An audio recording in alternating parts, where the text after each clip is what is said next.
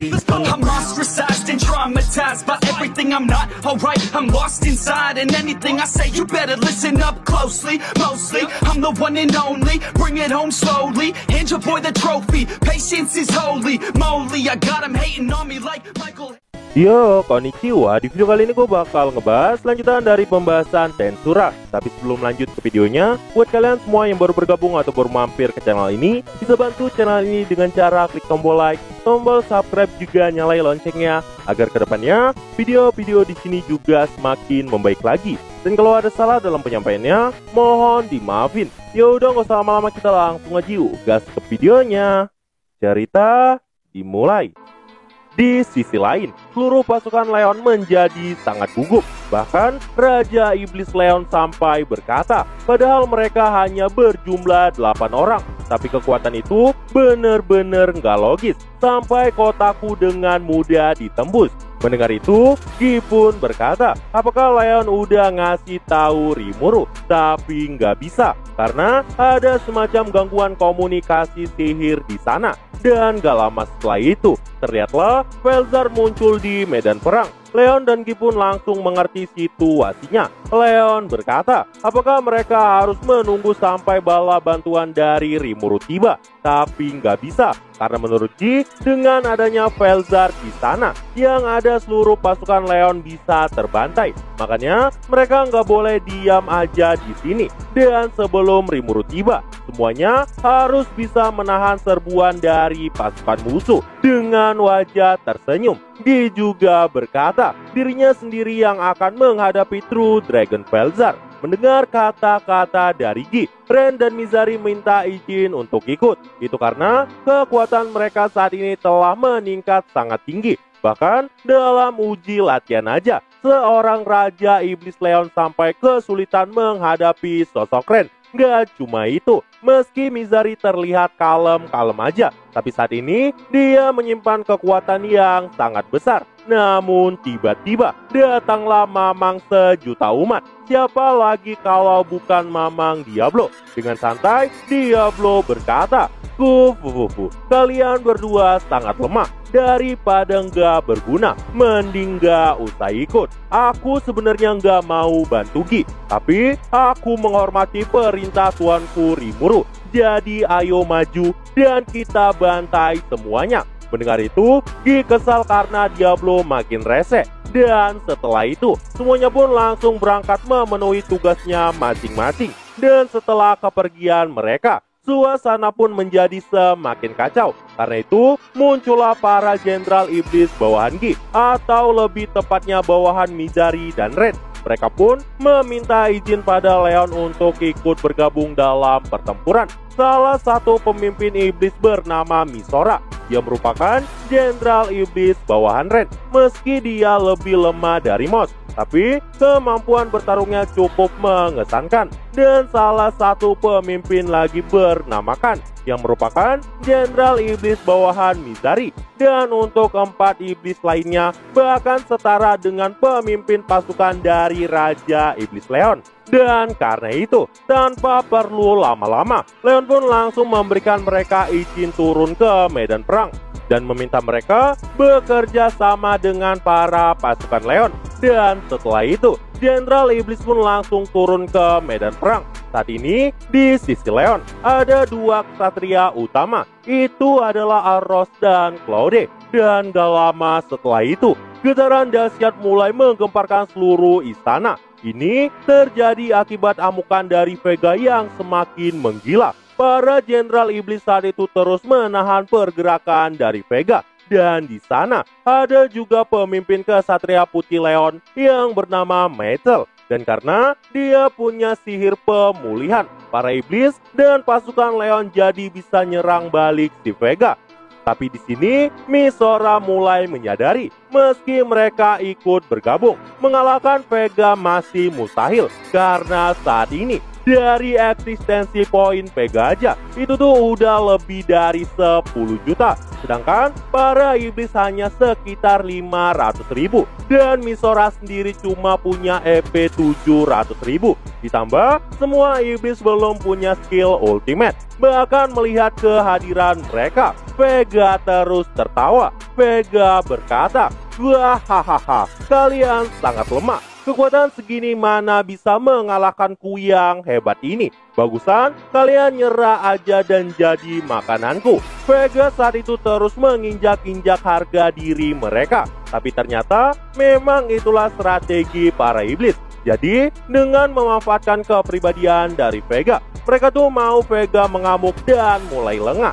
Di tempat lain, Arios juga telah menggila. Namun gak ada yang bisa menandingi kehebatannya. Semua pasukan Leon yang ada di sana kena mental, dan mereka pun makin kena mental lagi setelah mendengar teriakan dari Arios yang berkata, "Gua hahaha, aku bisa membunuh semuanya yang aku mau. Kekuatanku benar-benar sangat luar biasa." Itu karena skill Ultimate Punishment King Sandalphon. Diketahui, skill ini tuh bisa mewujudkan pistol dan mampu menembak sebanyak yang Arios mau. Gak cuma itu, Arios juga memiliki sebuah pedang yang dibuat oleh skill Multiple Weapon milik Orlia.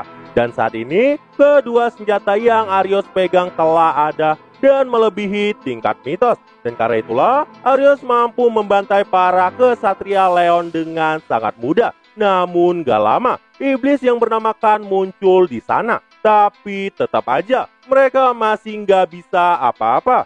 Melihat kerugian yang terjadi di medan perang, Khan pun mulai mengganggu Arios dengan sihirnya. Saat itu, pemimpin kesatria biru Leon yang bernama Oxian langsung melakukan pertarungan adu pedang dengan Arios. Bahkan, dia tuh bisa sedikit mengimbangi kemampuan dari Arios. Tapi Oxian juga tahu kemungkinan kemenangan mereka ada di bawah 1%. Tapi tetap aja dia nggak mau ada musuh yang berhasil mencapai Tuan Raja Iblis Leonnya. Di tempat lain, komandan kesatria merah dan kuning Leon yang bernama Fran dan Kizuna juga bertarung melawan Orlia. Berbeda dari Vega dan Arios, Orlia sangat berhati-hati dalam nunjukin skillnya. Ini tuh bikin pasukan Leon sangat kesulitan. Di tempat lain, Mai juga lagi bertarung. Tapi sebenarnya Mai nggak tahu apa gunanya bertarung. Namun tetap aja dia nggak bisa melawan kehendak Mikael. Karena Yuki yang dia percaya bahkan masih dalam kendalinya. Dan karena itu, Mai saat ini nggak punya pilihan lain selain mengikuti perintah. Dan di tempat lain, pertempuran yang sangat mengerikan juga terjadi. Di depan Velzar, muncullah sosok G Crimson.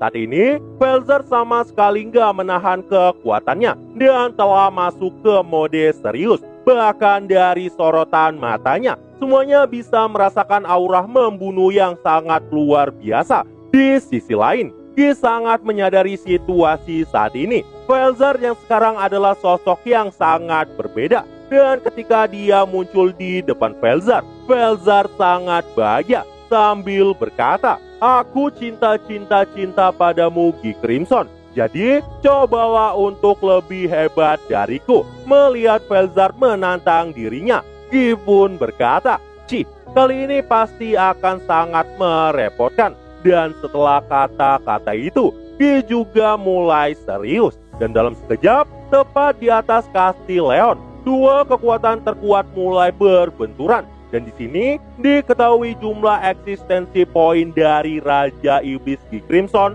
telah mencapai angka 40 juta.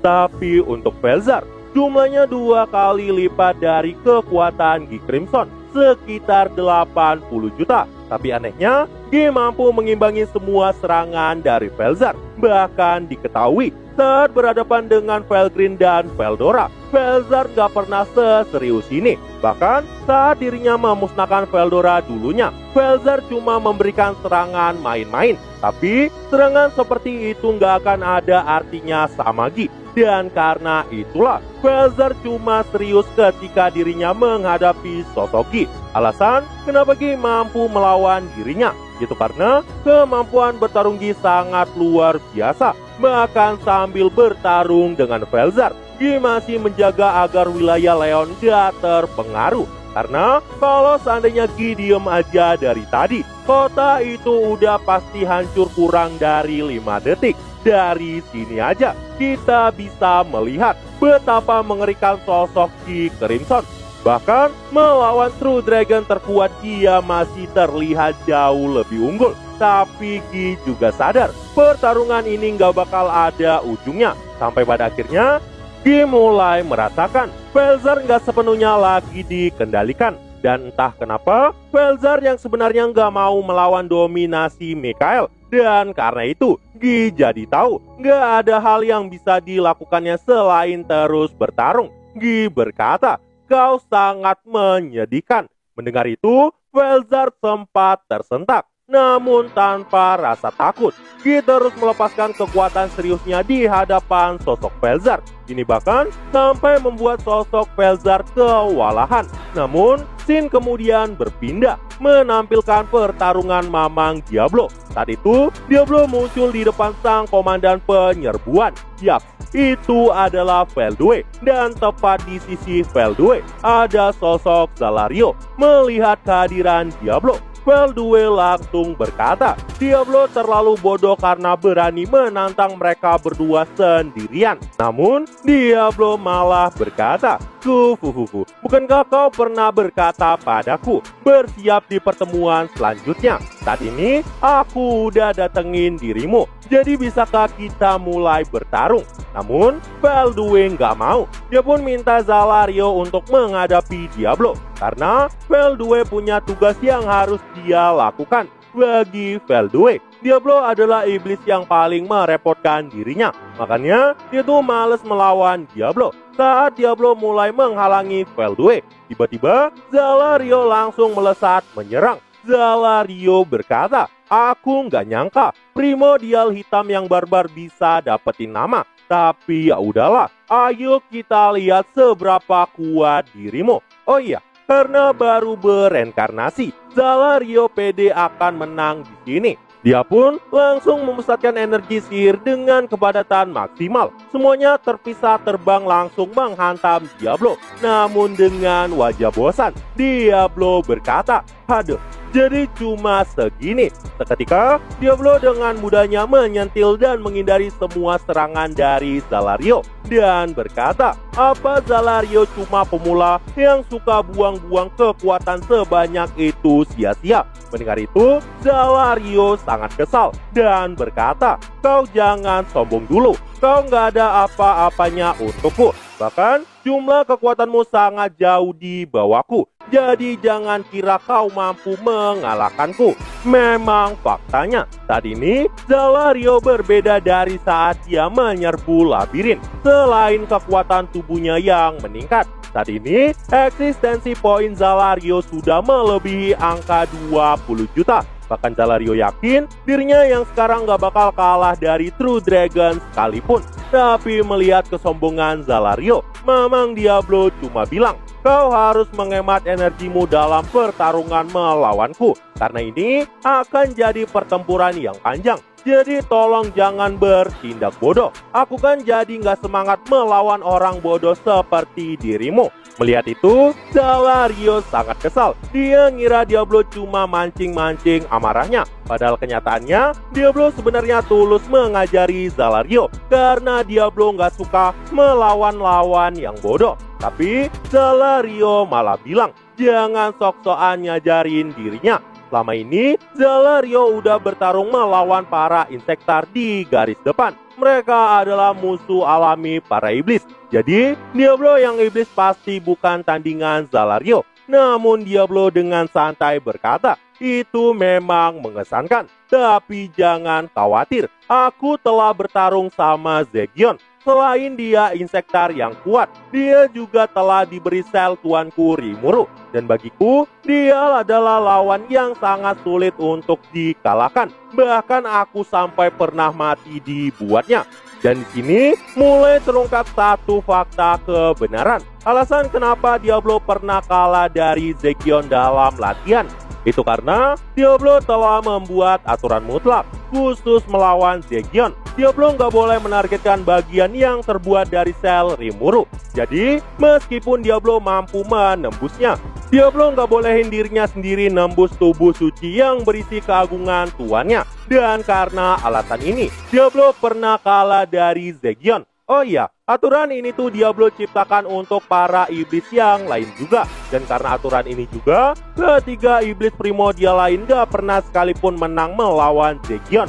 Mendengar kata-kata dari Diablo, Zalario gak mengerti apa maksud Diablo. Dia pun makin penasaran sama sosok yang bernama Zegion. Karena Zegion adalah orang yang bisa menggagalkan rencana Dino. Bahkan Zelanus sepertinya tahu identitasnya. Tapi jika Diablo pernah dikalahkannya, berarti Zalario harus serius. Seketika Zalario pun langsung melepaskan auranya, dan terlihatlah energi dengan kepadatan yang sangat mengerikan.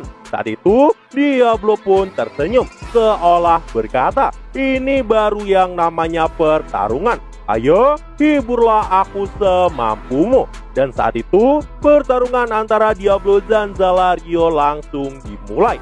Di tempat lain, saat ini, di depan Ren dan Mizari ada Pico dan Garcia. Saat itu, Ren menggigil kedinginan. Seketika, Ren pun langsung melepaskan skill Freezing Hell Cocytus. Mizari pun sangat kaget, karena itu bisa menghancurkan kota Leon. Tapi Ren malah gunain skill itu untuk nyiptain balok es berukuran 3 meter persegi. Dan setelah itu, Garcia pun maju dan menggunakan Ice Breaker. Itu adalah sihir dengan kekuatan membunuh yang sangat luar biasa. Bahkan diketahui, itu tuh mampu membekukan kelembapan di udara dan menghancurkan semuanya. Tapi kali ini, Garcia malah memanipulasinya dan hanya melubangi balok es itu. Dan tara, mereka pun berhasil nyiptain tempat yang gak sedingin tempat sebelumnya. Ren dan Garcia saling memuji. Mereka pun mulai memasuki kastil buatan mereka dan melupakan pertarungan yang harusnya terjadi.